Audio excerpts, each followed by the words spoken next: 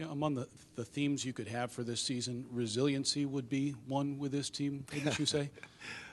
Well, if it wasn't when we started, it's certainly one that we have to build and include in our repertoire. We've demonstrated that.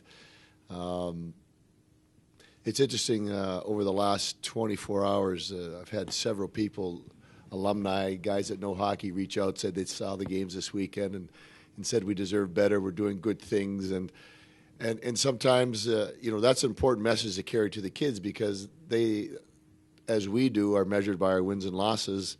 And the fact that people are reaching out and say, hey, you're doing good things and you just got to keep pounding away is a message that we will carry to our kids today and get back to work and keep forging the kind of hockey team that we want to become.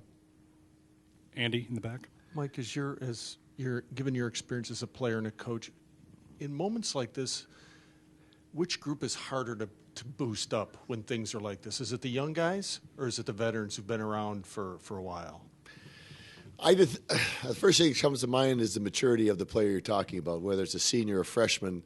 I think that maturity helps him understand a bigger picture. If a younger guy understands the big picture, then he's going to be okay. He gets it.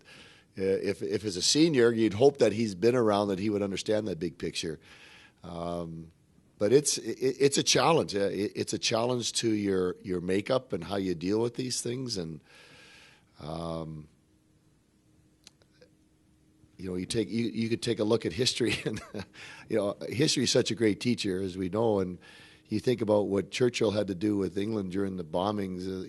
We've actually quoted Churchill during this stretch that you just got to keep going. You never give up, and you just persist. And that's kind of the message that we have to our guys. But to your question, I think it depends on the maturity of the person that you're talking about, how they handle it.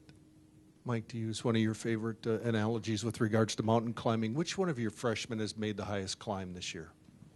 Ooh.